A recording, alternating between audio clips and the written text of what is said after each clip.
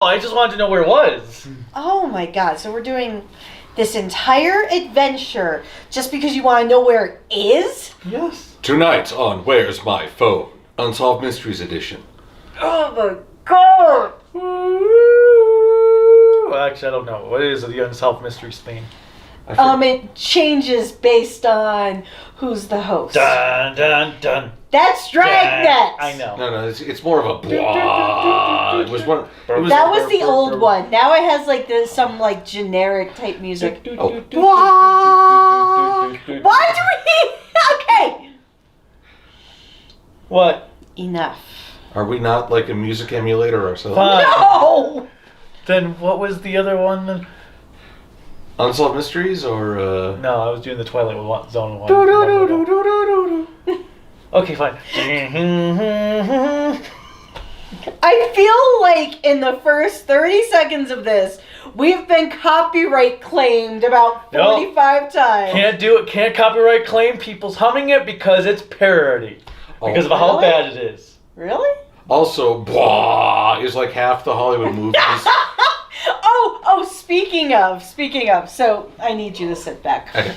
Oh, come on. Go on. So when we were going to see Scream 6, one of the trailers had the Honest Trailers guy. Yeah, for oh my god.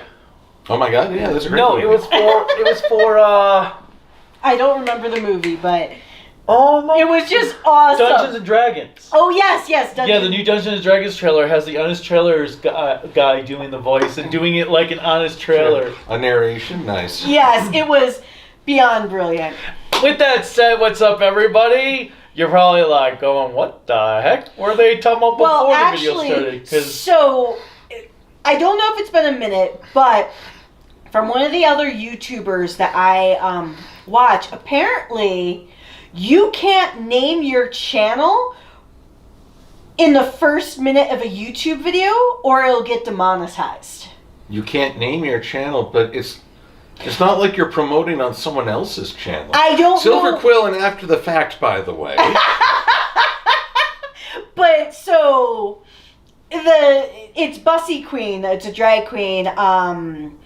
Because I am awful. But if there's not advertising if you tell the audience who you are. But because it's the name of your channel, and the name of their channel is Bussy Queen, she, just because of when she was in drag, had to say, because of YouTube's new rules, you can't name your channel within the first minute. But I'm the person. I'm not. I the channel. understand. So are they. They're the person as well as the channel. Ooh, I'm gonna test it out now. I'm gonna make a video where I'm just gonna say Kaiju no Kami for like 2 minutes straight to see if it gets. But you already start your videos with greetings. I am the Kaiju no Kami. I know. Exactly. But that's why I'm like, well, I guess if we do these random ass things that take like a minute. Wait, maybe you can throw the algorithm off with a tone of voice. So, greetings, I am the Kaiju no Kami. Or you could be like, greetings, I am K&K. Actually, no, I don't like that because that sounds way too close to something bad. It's very bad. I mean, it almost sounds like KFC. Anyway, as I was trying to say before I was interrupted by nonsense, I am the Kaiju no Kami. This is the Kaiju no Kami channel. You are watching Kaiju no Kami. Welcome to Kaiju no Kami. How a Kaiju no Kami day are you doing? This is the Kaiju no Kami channel. I know that didn't rhyme, but it just is what came out of my mouth at the time to say Kaiju no Kami in it. So it doesn't matter. Well, you better keep everything else first. This is Kaiju no Kami's Corellica Kane and Kaiju no Kami's Silver Quill. Of After the Fact channel. We are here to advertise Kaiju no Kami and Silver Quill by talking about King-Ohger at some points in this video. What is King-Ohger? Well, this Kaiju no Kami is about to tell you what Kaiju no Kami knows about King-Ohger. It's Attack on Titan meets Super Sentai. Actually, I feel like it's more Attack on Sektar's Warrior of Symbiote, which 80s people will understand that, with a heap and helping of, what's that mecha? B-Fighter? B-Fighter Kabuto? Sure, well, let's take it. What? I actually wanted to go with what's that mecha? Who's that Why has Sentai not gotten in on this? Who's that mecha? It's Daijujin! Daijujin! Is that from Pokemon? Oh my god, the fact that you can't realize it. How out of touch are you? You know how many Pokemon episodes I've ever actually watched? Like, sat down legitimately and watched? Go on. I can tell you, it's less than the number of fingers I'm holding up. How about just one? No. It might actually be one. But, there's who's that Pokemon? It's been a thing Yeah, it's at the end of the episode. What, 26 years? So at the end of every episode, kind of like what they do for some of the Sentai, where at the end it'll like talk about the monster of the week or any of that. No, for Ultraman, they'll be like, "Who's that Pokemon?" And I'm looking for a 10-year-old with 26 years experience. Satoshi. Well, here's the thing you can be certain of with Sentai: when you revisit the characters 26 years later, they're older. They've grown up. I have no idea how Toku will ever handle this. With that said, there is some truth to that. You can't continue Toku like 20 years later. You got to say it's 20 years later, but it's 40 years in the well, story. no, here we go. My God. It's 20 years later, and now the kids have grown up, but they don't look anything like they did when they were adults in the show. Well, they weren't technically adults in the show. When they were teenagers in the show, they look nothing like they did then to now. But anyway, Attack on Bug Titans. Oh, God. So what was funny is if you've watched our initial reaction between me and Kaiju. During episode 1. This is the Kaiju no Kami channel. Oh, my. Just go on. Kaiju no Kami says go on. Hey, look, it's a Kaiju no Kami pen. Oh my God! You can buy this at my website, creativitybydesignllc.com/shop, where Kaiju no Kami merchandise is sold. You can buy cool Kaiju no Kami stuff. Is this like the impromptu commercial that happens in the middle of a damn sentence by a character? Sure. Actually, it's more a YouTube commercial break at the most inopportune moment. Yes! And the killer is... Would you like some Advil? Advanced medicine for pain. Which is what I'm feeling right now because nobody wants to talk about King-Ohger. Because you interrupted me. Okay, fine. We are talking about King-Ohger for realsies, maybe. For realsies. Let's continue. As we meander to the point.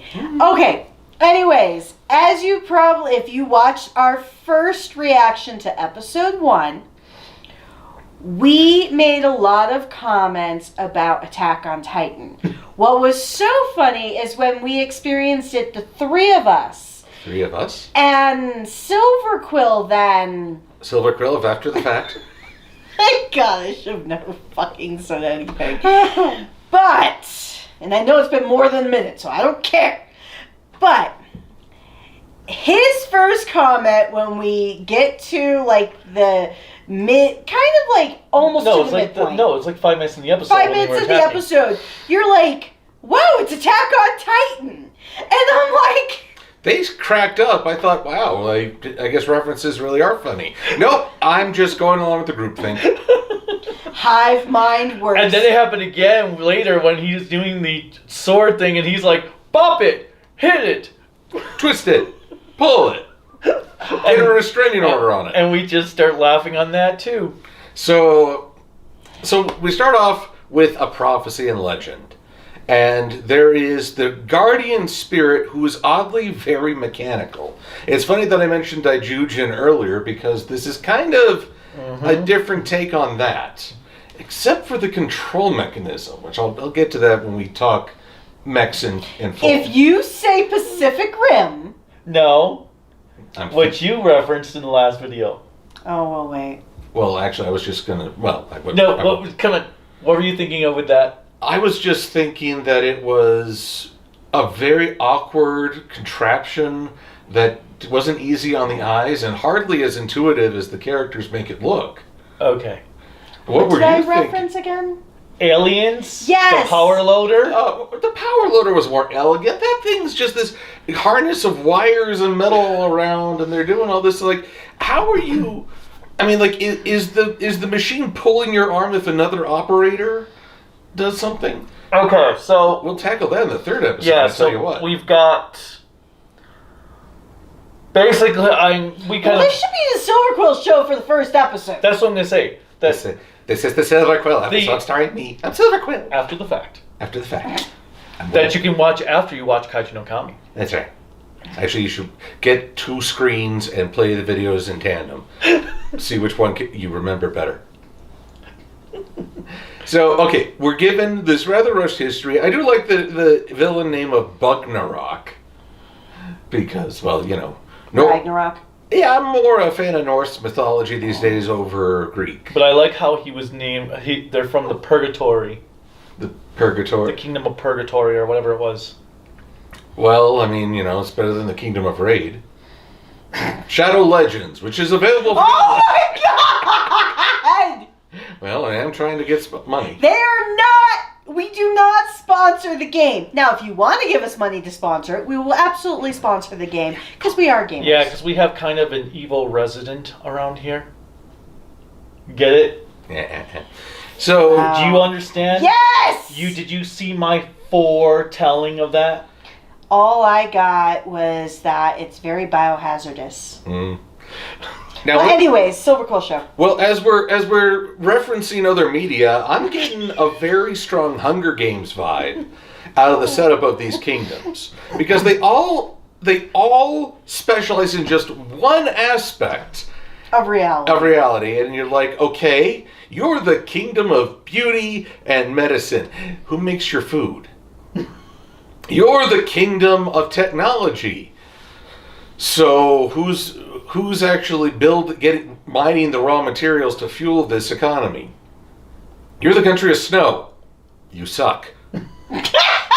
Wow. And then there's the kingdom of the Red Ranger, who's just like in charge. They're the center city. What did they call that in Hunger Games? I don't remember what Attack on Titan. It was Rose? District 1, I guess. District 1 is I was about to say Attack on Titan, the Hunger Games. Yeah. But anyway, so the Red Kingdom has nothing special except they assume that they're the leaders. They consume everyone else's. Yeah, so they're a bit pompous. And you get all this introduction, so it's a very...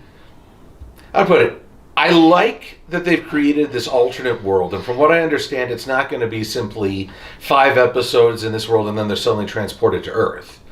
As our friend Advent Nebula said, they've spent a year gathering the background materials. No, so it's apparently they've been working on the show for the last 6 months. 6 months. With, I don't know what the difference of an LED room is from a green screen room. So apparently they were working on this LED room for 6 months so that the entire show can be shot in this LED room.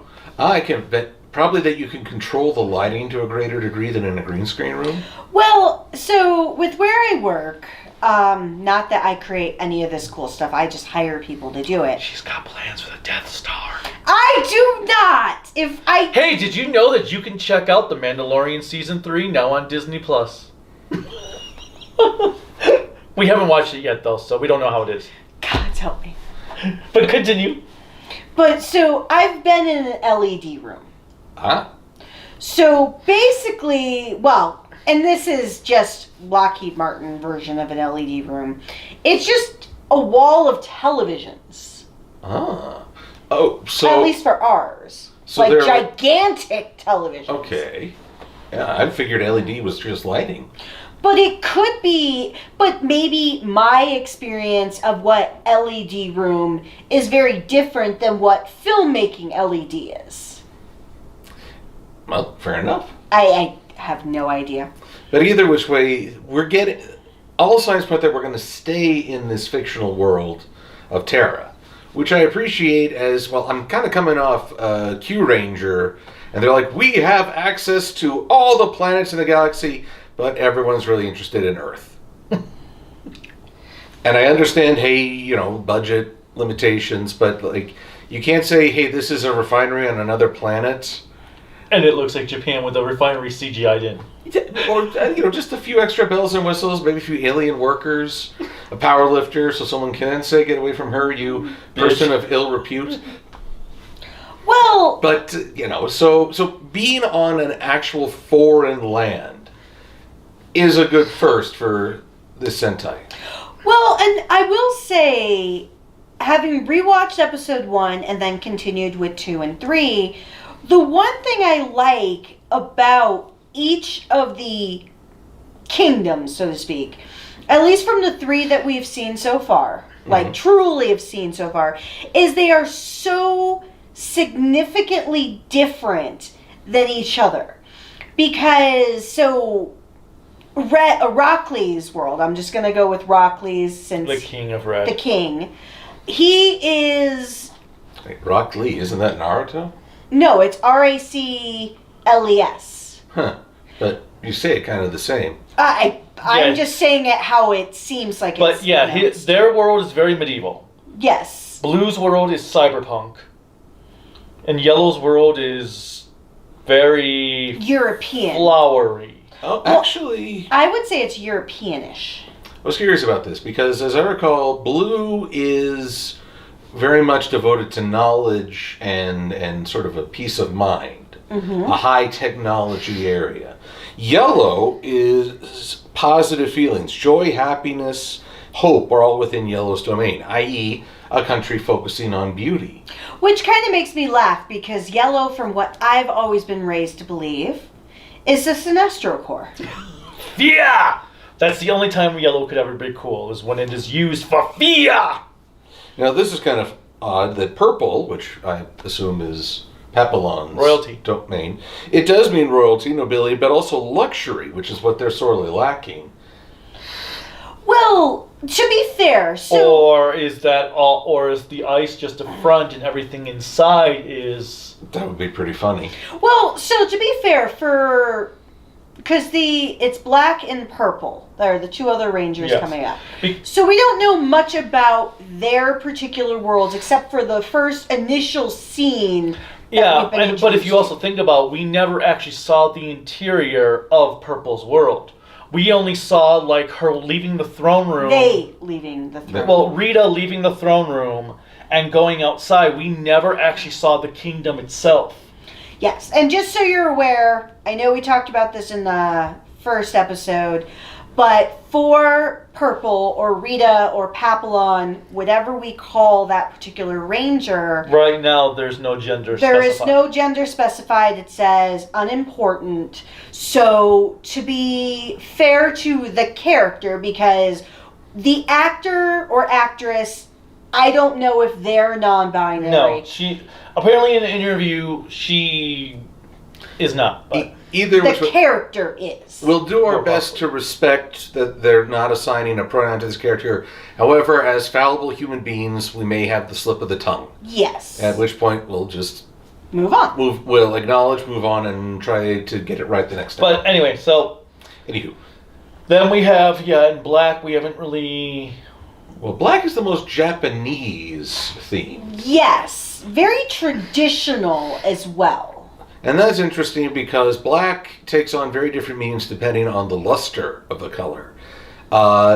Seeing his transformed state, all the Rangers or King-Ohgers have very luster-driven suits. Now, lustrous black is really about rebirth in alchemy.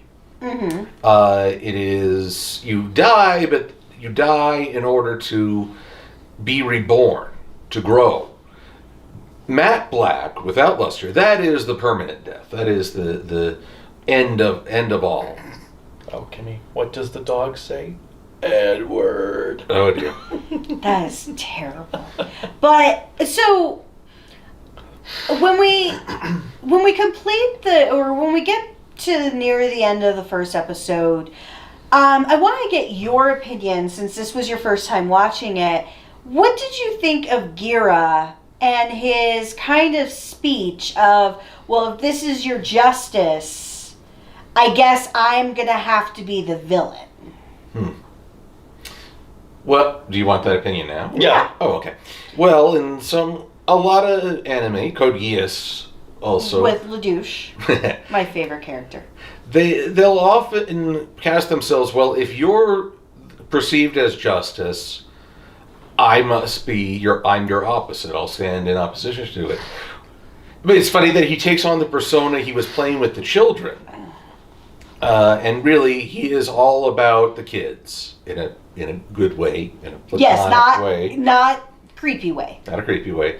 Even though he wants to all eat Jell-O, and that just causes all the wrong association. Here are the kids with the Jell-O and the pudding, and I'm a criminal. Okay, let's not use that context. Oh my God. Well, I'm sorry. The association's in my head. I know. Well, we were raised with Bill Cosby. So. Yeah. Oh, yeah, he was on all those Jell-O commercials. Yes, he was the spokesman for like 20 years. That's where I most know him from. Oh, dear. Oh my God. I don't know if I've ever actually watched The Cosby Show. I love The Cosby Show. I wanted him to be my dad for so many years. And well, until we didn't.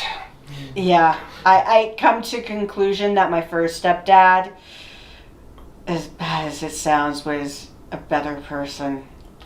But we're going back to King-Ohger very hastily. Here's the main thing. I don't know. It's kind of funny that this show right now is it's showing leaders who have the country's interest at heart, but never vocally affirm it. It's more action than word. And I keep thinking of, what is it, Noblesse Oblige? Oh, yes. Where the idea has not yet gotten its roots in Terra, because while they act in the interest of their countries, except for the current Red King, they do not treat their subjects with that respect that they are due.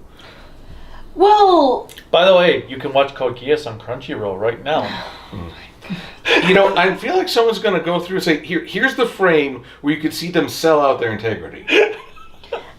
If you can find it, please let me know, because I have been trying for over 25 years to be a sellout, and I have failed every turn. Ooh, yeah. Tweet us at Kaiju no Kami and MLP Silverquill on Twitter.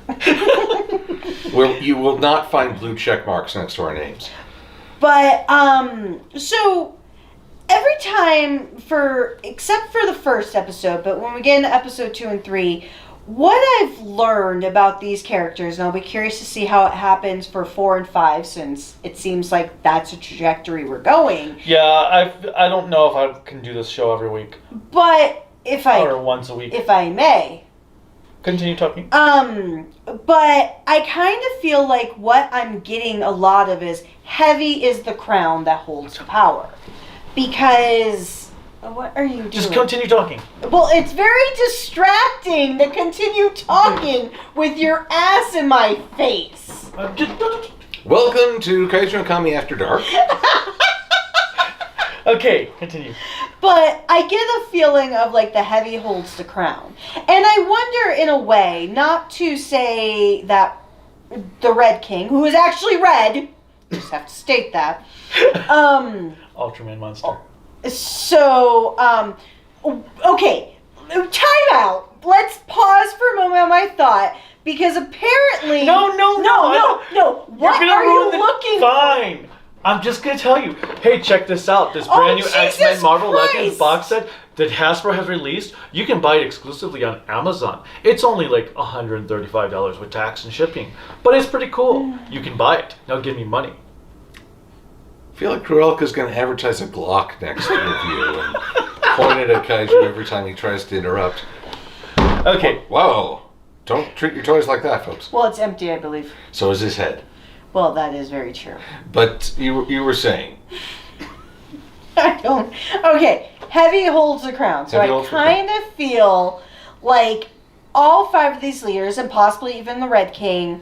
that maybe the reason why they act like they do is because they're put on this like pedestal, and the weight of what their inevitable responsibility is very difficult for them to hold, especially when we get to like episode 3, and we'll go there. Yeah, you keep talking about episode 3. Like, we gotta talk about episode 2 first. Well, with episode 2, So, when we finished episode 1, the trailer to watch episode 2, what they presented, when I first watched it, I did not get where we were going with the episode. I saw Gira in this world, in Blue's world, but I thought he would travel himself. Apparently, Gira, and he's admittedly the only person's name I truly remember at this time, but he is an unwilling victim who's being taken to these other worlds. Honestly, he's kind of the Princess Peach of their world, because there isn't a single episode so far where he hasn't been tied up. And he actually wants to go back to his Red Kingdom. But, you're talking about how everyone presents a persona to the world to cover up how heavy the weight. Well, here's a guy undertaking a revolution, and so he's playing a role that he's most familiar with, playing the bad guy, doing a bit of a Don Momotaro with his laughter. So if we get a crossover between them, they have to have a laughing contest. Yes, I would very much like to see them do that. And they have to do it like in Final Fantasy X. Oh God, no, I wouldn't like that. Which you can buy on PlayStation. Oh, Jesus Christ! But anyways, I have to say, as we progress with Gira himself, I'm appreciating that particular character all the more. Indeed. Because the one thing I'm impressed with that they're continuing from Dawn Brothers is that they are trying to give all of the characters development. Because even if you think, and I don't know if Rockley's is going to be the main villain or if he's going to be a Sixth Ranger or whatever that may be, but I feel like even for him, I know what he is. And with Gira, I feel like I know who he is. And the same thing when we get to Blue, who is Yanma. Yanma, that's his Yanma Gust. I wasn't sure if Yanma was his first or last name. Well, it seems like how they're explaining it here, it's Yanma's his first name. But even him, I get who he is. He's an egotistical ass. No, he's not. Well, that's because he's you. No, okay, whatever. Okay, fine, tell us. Share with the class. No, he's just like Gira. He's putting on a persona. Ooh, could this be the alternate Persona 5? I was going to actually make that comment. Which is available on the Switch, PS4, and PS5. Because why the hell not? There's the frame. There's the frame where she breaks. Why the hell not? You forgot mobile as well. But anyway. Lord help. But yeah, no. I give up. That's why he also knew exactly what Gira's like, because Gira's doing the same thing he does. But I like how he calls everybody Tanukis. You slack-jawed Tanuki? Except for the royal courtiers of Rockley, who are, what was it? You pampered suck-up?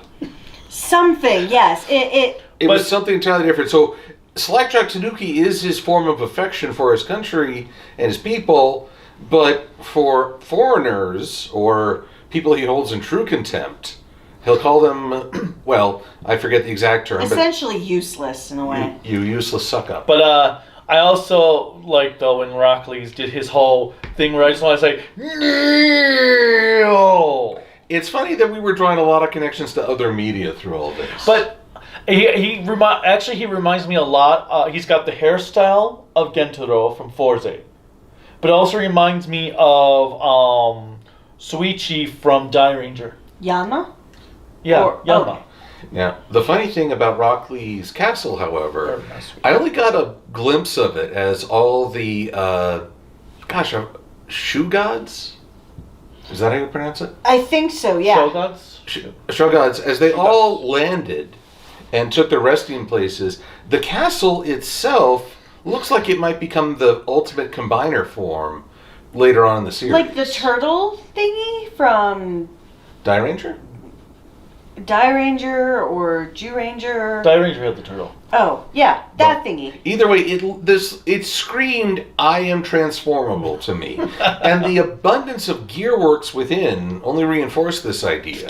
Because otherwise they have the most inefficient clock in history. All I know is I want to see a Red Ranger fight like the Batman animated series episode with Batman versus the Clock King. Ah.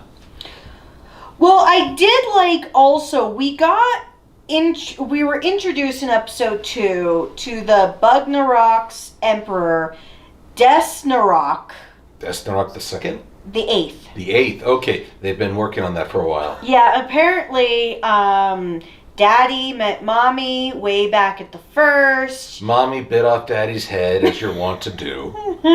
Laid some larvae in his corpse. Out popped Desnarok the First. Yeah. Who lost his head in a similar manner. Then we got Desnarok the Third, and so on and so forth. Now, Desnarok the Fifth was a very interesting death. See, there was a cave-in. So really, they could only lay the larva in his gallbladder. That's why Desnarok the Sixth was a little short. You're enjoying that way too much. I'm just like, wow. Okay, you really thought about the familial dynasty of Desnarok. I like how we're slowly getting the villains introduced. Because in the first episode, all we had was that few second shot of them. Next episode, they pop out and have a little conversation. And then in the third episode, we actually see them within their territory underground. Which is pretty... Okay, they were forced underground, so in some ways I think you could make the pitch that their anger at the humans is justified. I mean, as we talked earlier about history is written by the winners, questioned by the successors. This was before the video. We talked about this. We have very interesting dinner table conversations. With not nearly as much product placement. Apparently, no. But, so I can see that there could be some Bugnarok members who are legitimately angry at the life they were forced into by the humans and this false god, except that they want the shoe gods. So I think... Well, they said from what it sounded like, there's 3 gods. One of them is King-Ohger. Oh, okay. And there's 2 other gods. The other Mecca. And along with Desnarok, we had his prime minister, Kame-Jin. Kame-Jim. I don't know. Is he related to Earthworm Jim? We think he's mighty fine. Earthworm Jim, a hero for all time. I will say that part made me actually think of Kaku Ranger, with there being 3 gods. Because Kaku Ranger had 3 gods. So I actually thought of, when I saw Desnarok come in, I actually thought when we were introduced to, well, not introduced to Thanos, but remember Infinity, it was Infinity War first. And then when the one dude said, "This is His Majesty Thanos." Yes, you kind of had the hype man. I would look more to. Oh, you guys didn't watch Geo, Kamen Rider Geo. But I saw the hype man. Oh yes, bear witness. Yeah, the hype man in Geo, for the episodes that we watched, exactly like that, and the hype man, for all that we watched, was my favorite character. But so I liked the introduction of the villains. I also liked this contest to see who will become the new president. Because apparently... Space Invaders is now used to determine who's the leader of a kingdom. No, it was a hacking game. But it featured Space Invaders like graphics. It looked like Space Invaders. I've never played Space Invaders. Well, that's because there's no such game as Spaced Invaders. Okay, Space Invaders. Yeah, whatever. But as far as I can tell, it's like they are the aliens attacking his firewall, and he's shooting back. But it's such a violent attack, he shorts out all of their computers, which can't be under warranty. I'm pretty sure there's no active president insurance. Because by God, if there is, we need that by the next election. Oh my God. But either way, part of me frowns on this process because it is, as the King of England before World War II was just starting to said, the primitive notion that might is right. Yeah, it also makes me worried because I think about the aspect of if they use technology as their way to elect a new king or elect a new president, what if somebody comes in with physical force?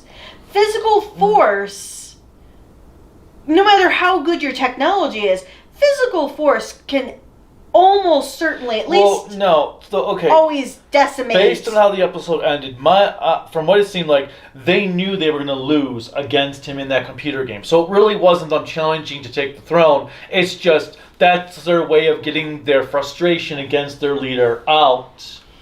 Well, okay, I think if that is the case, then I do appreciate that because I feel like the one thing that many democracies, and I'm going to use democracy in heavy quotations. Democracy. Many democracies, the one failing is that... Well, there's many failings, but one of the biggest failings is that we as people, even though we protest and we make our points known, and we protest non-violently. I don't want to include January 6th in this because that wasn't a protest, that was a terrorist attack. Exactly. But all we do is protest, and sometimes it feels like our words are falling on deaf ears. So if that is a case like of what you said, then I can appreciate that because it's them at least being able to have connections with their leader to say something. What would your thoughts be? Oddly, the president, again, Yuga? Yanma. Gust. Honestly, the Gust is easier to remember for me. I know. And that blows. But he kind of represents the old American dream, in a sense. Yeah. Rising from the slums by his own skill and drive and... Well, honestly, it's a rather unrealistic. That's not the actual American dream, but it is that idea of advancement that is rather mythological. Yes. Here's the thing. You could say, he pulled himself up by his bootstraps, which is ridiculous. He had to have learned those hacking skills from someone. He had to have gotten that computer from somewhere. He had to have learned this attitude from teachers. So... Ironically, he rose up from the slums and you think, it's a self-made man story. No. He may still have a connection because he remembers all the people that helped him get ready to ascend to this presidency. Well, I liked how he called his laptop the junk. Yeah. Well,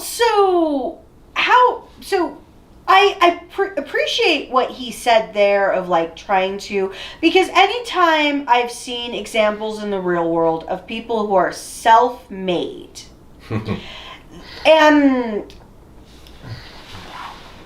you didn't pave that street, you just drove down. Well, so there's two ways of looking at it. There's the individuals that got lucky because No, lucky. We're not talking about lucky. No, I meant the Kardashian family. You're lucky. But then... Who was a prince? Sorry. But there are people who do work hard, but at the same time, the only way people truly can pull themselves up by the bootstrap. I've never liked that saying because... all it says, like you said, is that they did it themselves. They were just in a vacuum by themselves. If they're poor and old and homeless, they wouldn't be wearing bootstraps anyway because they wouldn't have boots. No, the point of the saying, pulled themselves up by their bootstraps, means that they took the initiative and did it all themselves. Now...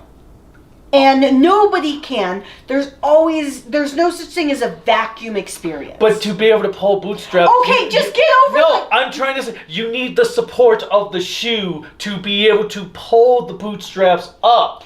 Well, essentially, yes. So there is something else there. Now, while we're talking about... Oddly, I think Blues Country is the only one that talks about the succession. Mm-hmm. Is everyone else born in a lineage or some such? Well, and that's what it made me wonder, because when we get into now moving into episode 3, basically episode 2 ends like episode 2 begins. Well, hold on. First, there's one other thing I wanted to talk about. Oh. The mecha. Because we were talking about in episode yes. 1, when Gira merges the mecha and pilots out himself, we're like, well, what's the point of the other Rangers even being there for the mecha when he can just do it all himself?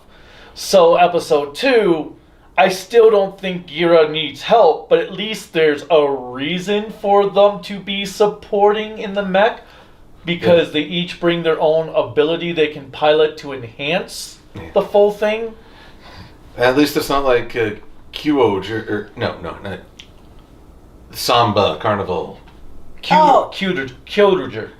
It's really hard to pronounce these similar Sentai names. Hey, thank you! King-Ohger, where Daigo could merge a whole mech on his own and pilot it. Well, if you think about it, for Dawn Brothers, they technically did not need to be there. Technically. Don Momotaros... Well, that's because they all turned into mecha, though. Well, yes, but... But his bike could become a mech. Correct. If he had a supporting cameo. But, actually, with the shoe gods... So, okay, you can't unlock the gods' full potential unless all the pilots are present. But, really, the shoe gods are the final check on rulership, because they won't activate unless it's for a proper leader. Mm-hmm. And it's funny, Joseph Campbell, it was Joseph Campbell, who wrote The Hero with 1,000 Faces. He talked about how often in a story, the hero... Oh, shit. Battery dying. Continue while I... Oh, okay. My seriousness has been undermined by power shortage. So the hero is often accepted by a woman, and she is representative of the land. It's like Perseus swooping in to rescue, was it? I'm bad with names, so I'm on the fly here. Persephone, was it? No, Persephone is Demeter's daughter. Okay. I can't remember who it is. Who are you talking about? Perseus saved a girl from being sacrificed at the ocean. Oh my god. No, it was Greek gods, but No. Andromeda, thank you. So Andromeda accepts Perseus, and she represents the land itself, accepting them as a ruler, as part of them. Here, the acceptance is reflected through the shoe gods and proper framing. So, funny enough, the shoe gods represent the land recognizing a right to rule. This is the divine right of insects, essentially. Oh, and I wondered, why make the red Kuaga? the King-Ohger beetle. King-Ohger beetle. So I looked this up. In Japanese culture, King-Ohgers are regarded as the lords of insects because their pincers often were interpreted to match samurai helms. Oh.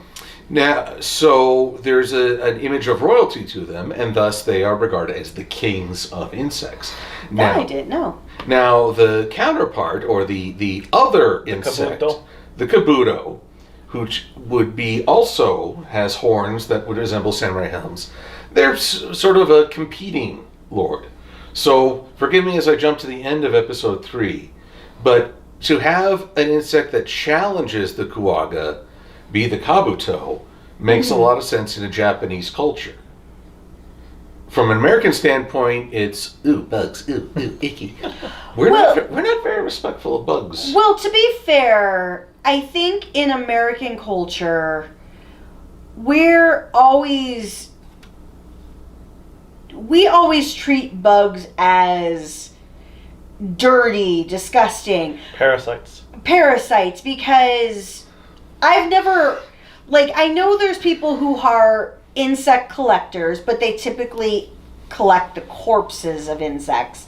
Because I think of Insector Haga from Yu-Gi-Oh!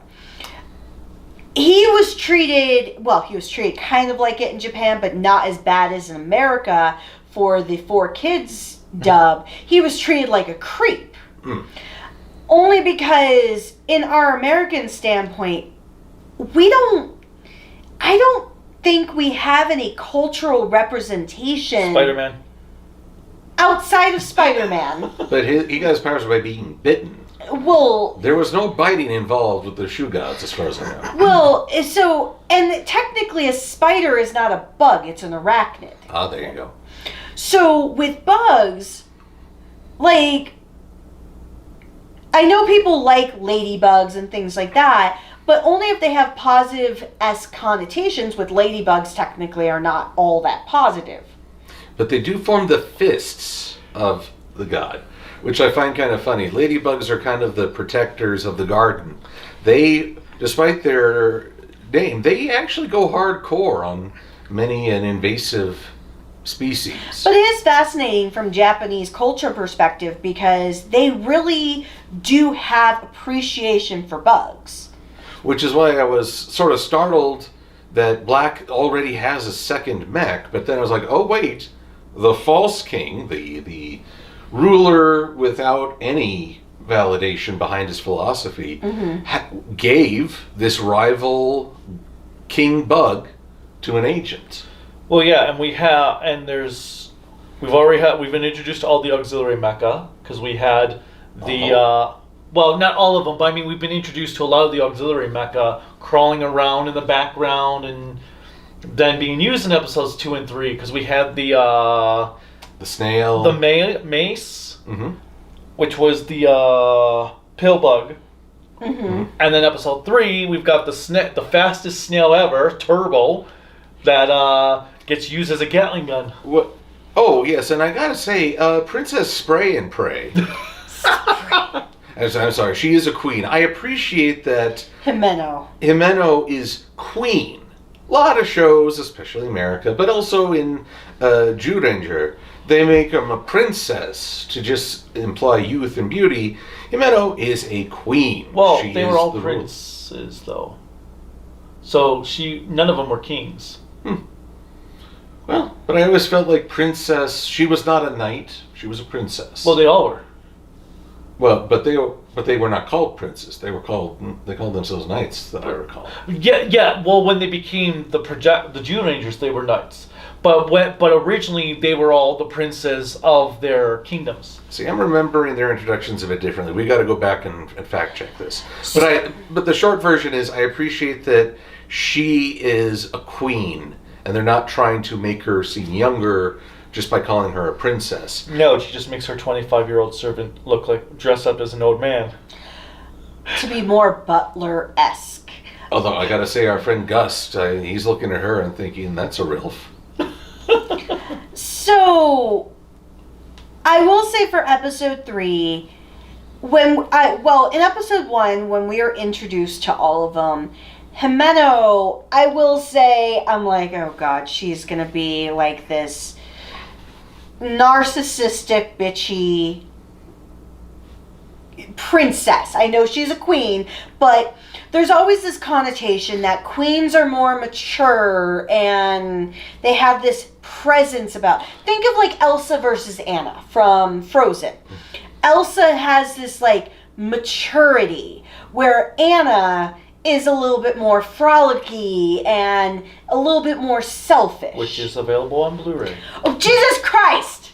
Though oddly, I'm coming from the My Little Pony, where even the mature mother figure is called princess, whereas the evil queen.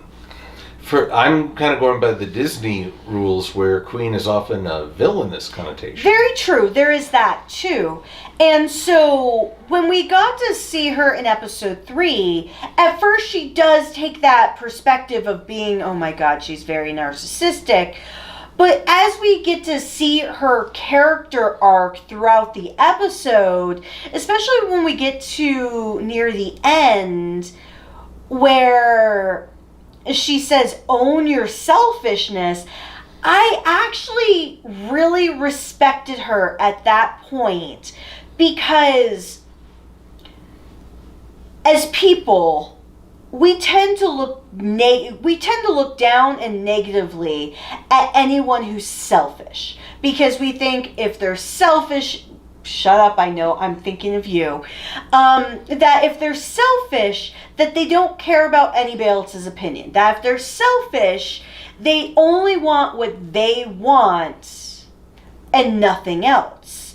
But taking a perspective that sometimes you have to be selfish to be able to be a stronger person, to take advantage of the opportunities that you can get, to know yourself, because sometimes there's reasonings for your selfishness. You may not be overly comfortable doing different things, so sometimes your selfishness is that, like, armor. But I would say that she combines selfishness with action. Mm-hmm. A lot of selfish people want the world to conform to them by default. Yes. And so they're very passive. She is also combining it with the drive, saying you can shape the world into what you want as long as you're willing to have that selfishness. Yes.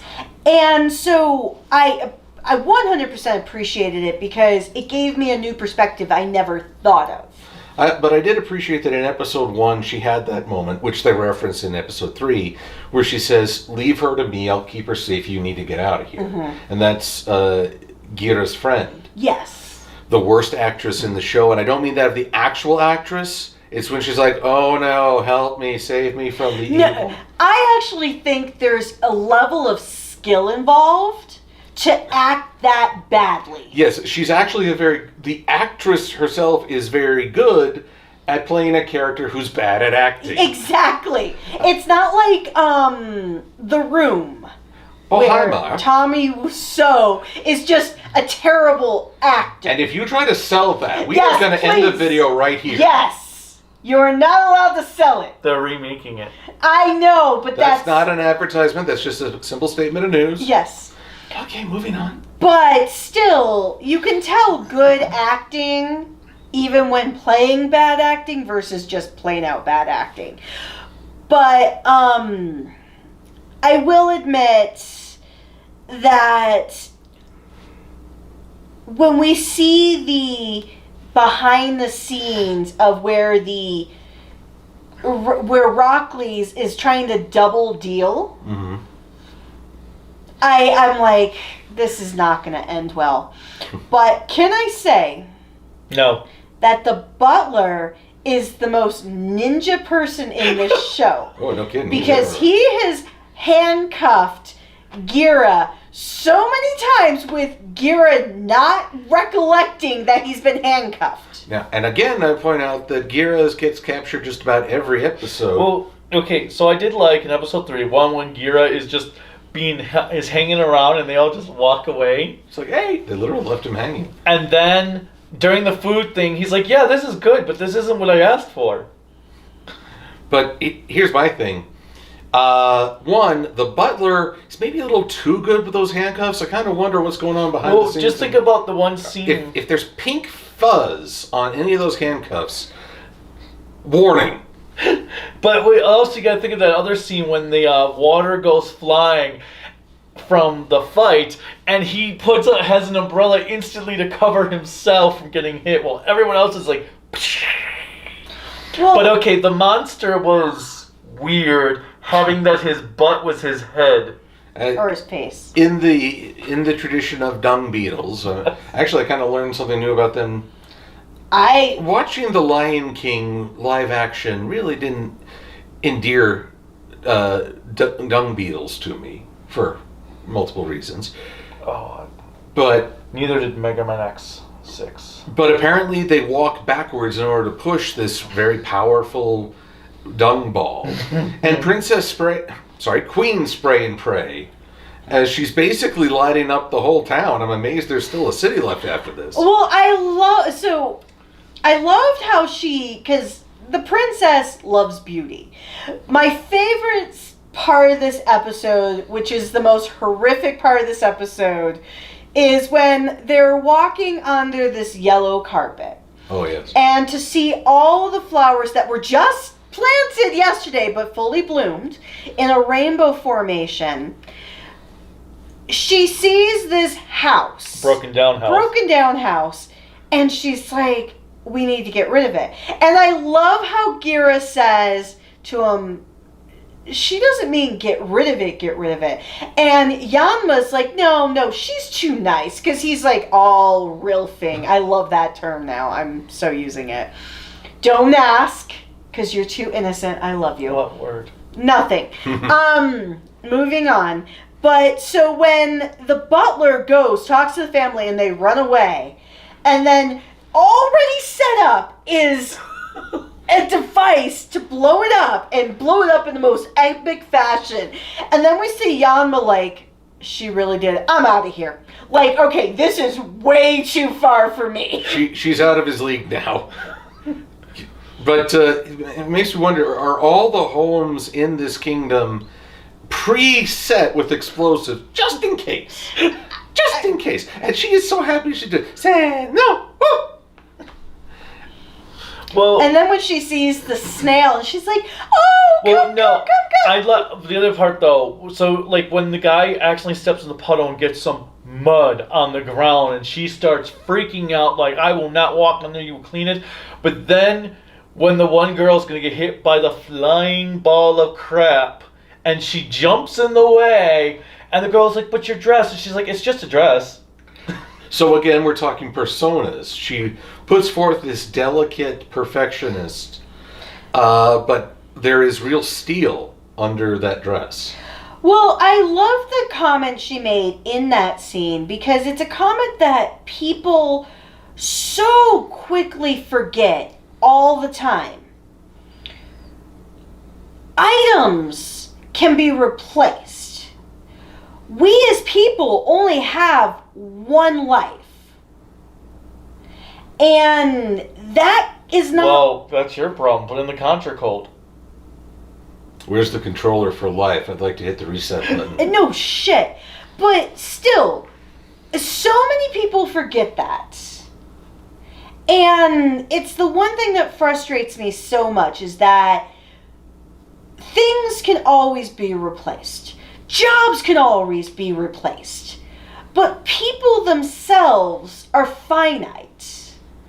And I really like how she said that. And that's where she really went into that, I know you're okay. There's a little bit of a backstory for that. But like I know you're okay. I know you can do this. You need to be selfish for yourself. But then we have in the mech battle when she shoots the dung and turns into a flower statue. She's like, I feel better now. I mean, fair enough. I would rather not encourage using heavy artillery for craft works. Mostly because you're probably going to craft someone into a coffin. But it's an interesting... Her dance, as she is just spraying fire. Yeah! Oh my god. I'm just like, what? So, have you ever seen Black Lagoon? No, but I've seen clips. So, Revy! She took on that persona of Revy for me. Because Revy is a character, which I really need you to watch Black Lagoon because it's awesome. But Revy is that type of character. When she sees another character, Roberta, have an umbrella gun, her first comment is... No, so different. Her first comment is like, I know what I want for Christmas! Well, the ladies know what they like. But, I do have to say, this, compared to Dawn Brothers, it is a different departure. Because Dawn Brothers was very, very comedic. Where this series is taking on a little bit more of a serious tone. A little bit more serious, but there's some fun sprinkled in. What's interesting is that you have sort of a group introduction here, and then a getting to know you phase. Getting to know you, getting to know all about you. Whereas the Dawn Brothers was very gradual in its... It was a while before even the full team came together. Oh, but it was near the end. Well, I mean, just being present in a morph form. Yes. But then, yes, we didn't get a full roll call, a true roll call, until the final episode. This one, oddly, we haven't gotten a roll call, but we've had the transformations and knowledge of one another and an establishment of the characters. But I feel like they're willing to space it out a bit more. I scratched his toe. Oh, are we doing that now? Oh, is this the physical assault part of the show? Yes. And for all your injuries, try Band-Aid, Ran. But thank God I put my band-aids away. I will say, or you'd have a box to demonstrate. The first episode I was still not a fan of. The first episode, even actually the second time around, I found it even more boring than the first time. I actually think it was still a good introductory episode, just to get what the world Episodes is. 2 and 3 I thought were a vast improvement over the first one. I think it also helps that things slowed down and they're not and they're actually taking their time introducing each of the Rangers instead of just having them all there right from the start. I'm still a little bit, the visuals is still a little bit too much at times, but it doesn't feel as bad as it did in the first episode. Although in the first episode, I enjoyed the first episode, I think, more. But no, I enjoyed it. But some things about this world, like in the first episode, a roly-poly mech got bumped. And so it curled up into this bouncing ball of metal, nearly hit a crowd if not for one lamppost. It's like, that seems like a real hazard. I'm going to say, if that isn't some divine bug mecha, otherwise it's a terrible design flaw. And in the scene where the Queen, in the third episode, is declaring her strength, basically, pointing a sword at her enemies, I'm looking behind her, and it's just a matte print of a town. It's not CG, I think. I think it's actually just a matte print. It's like, okay, budget is always a thing. I can appreciate that. I can suspend some disbelief, but sometimes it's actually kind of funny. Although I did want to see her say, "In the name of the moon, I'll punish you." But I will also say this. I was very impressed with the CG on Gira. Well, behind Gira. He has all this wild hair, all these strands. Not a single fleck of green screen. Well, I saw it a bit on the King. On the King, okay. There might have been something else there. So I was actually impressed with that with Yanma as well, because when he was sitting in the background, when they were on his country, and when he was sitting in the background, because he has the blue tint in his hair, and the one thing I've ever seen, just because of you working with your green screen, is if you have any tint that can be contributed to green, so like blues, yellows, anything that has a hue in between, that you see the fuzziness around them. And I didn't see that when I clearly knew everything behind him was fake. There is no technological world like that, unless you're in Blade Runner. But, Ghost in the Shell. Or Ghost in the Shell. Which is probably... Okay, enough! Hey, bubblegum. So, but we can at least say that this series, with its green screen special effects, all together now, it's still better than Zenkaiger. You didn't say anything. I couldn't. My mouth. I could have heard your muffled. But anyway, the last thing we need to talk about, the opening theme song. I was actually going to mention that too. Much too frantic for my taste. It actually becomes an earworm because I'm not used to hearing anything at that rapid pace. But I get a little headache. I'm trying to think what anime that song sounds like to me. Something from Attack on Titan? No. Yu-Gi-Oh! Zexal. Wait. No, I'm really kidding. I don't know if it's like anything like Attack on Titan. I'm not. I remember the first thing Yu-Gi-Oh! Zexal was also that hyper.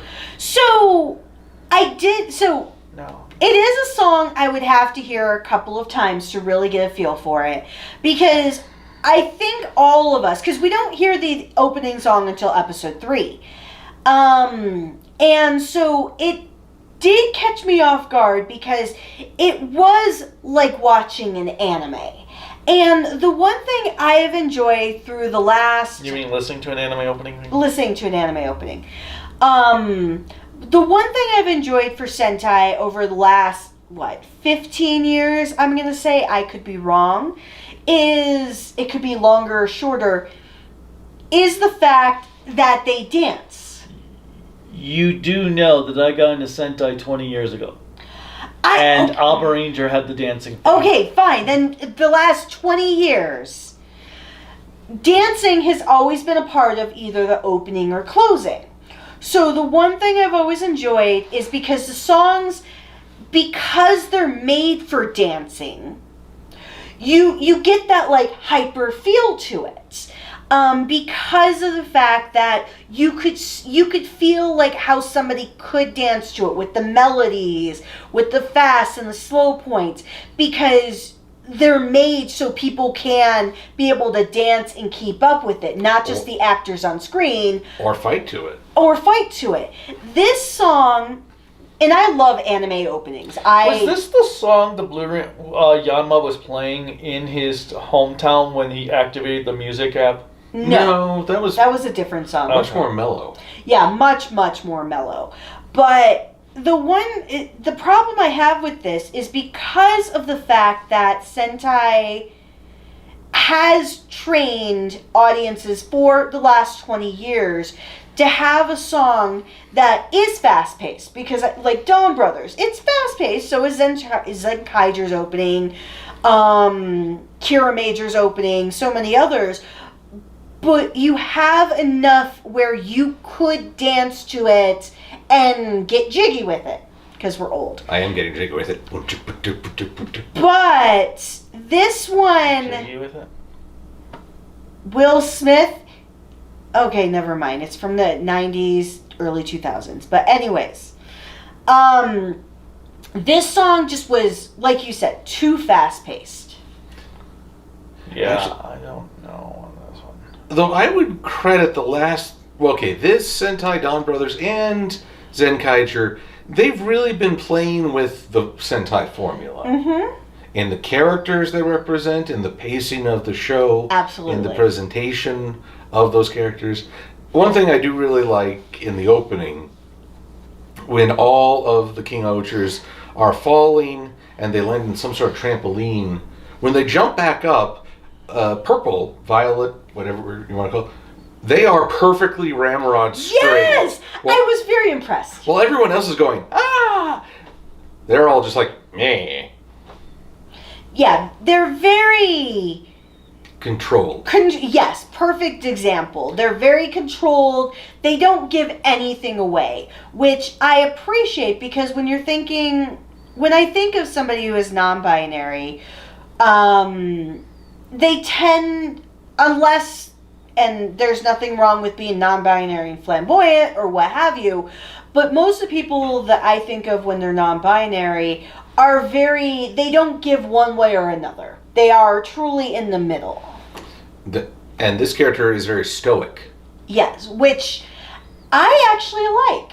Do you like, who, of the, not for episode 2 and 3, because that could change your opinions, but when you had the immediate first introduction of all 5 characters, who was the one that you gravitated to? Blue. How about you? Red. Gira Red, right? Gira Red. I would say for me, I really did gravitate towards Purple because they had that element where you could see that there's something simmering on the inside, but there's this lack of trust and lack of being overly familiar. Because, like, when Yanma was attempting to leave in the first episode, like, you know what, this is BS, they were the ones that initially attempted to stop him. Not Black, but Violet. So, it makes me wonder, because Violet, if you think about it, color-wise, is the bridging of red and blue. Mm-hmm. At the same time, Violet did not force the issue as Blue lifted her sword out their sword. Well, we're going to make mistakes. Told you I'd make that mistake. Their sword out of the way. So, willing to put up, to demonstrate some fidelity, but not willing to start a war for someone else. Correct, yes. Because we also see Purple or Violet in episode 3 in the background multiple times. All ninja. Because at first, when we saw them early on in the episode, before we saw Rockley's with Black, I actually thought that they were going to be kind of like the interloper / spy. I didn't think but it kind of makes sense with the introduction of Black. He seemed like that easily naive and led. Well, apparently also Rita's kingdom is supposed to be a kingdom of ninjas. His vassals retainer are just like Shurikenger. Mm-hmm. They're all wearing the face coverings. Oh, you mean for Black? For Black. Yeah. No, I thought that was Blue that had the. Nope. No. Nope. He had the COVID prevention. Oh, you're talking about. Okay, I see what you mean. Yeah. No, for some reason there were all the guards in the Blue Kingdom have COVID masks on, which made me wonder were they digitally added from when COVID was just starting out? No. Japan had had a new COVID thing earlier this year. Oh, really? Oh. Yeah, that's why. Like One Piece is on a hiatus right now because they had to take some type of COVID break from it. Well, I thought they just had to work on their 698th season. Well, we're not taking any breaks anymore. Apparently, COVID doesn't exist anymore in the US. But we've been going on for so long, we should probably stop here in case you forgot who we are. I am the Kaiju no Kami. You can find me at Kaiju no Kami on Twitter, Instagram, Discord, Patreon, somewhere else, Facebook, and Kaiju no Kami's website is creativitybydesignllc.com. And as I said earlier, and there's a link in the description below, if you want to buy cool Kaiju no Kami merchandise that can support Kaiju no Kami, you can buy Kaiju no Kami merchandise at creativitybydesignllc.com/shop, or there's a link in the description below to Kaiju no Kami merchandise.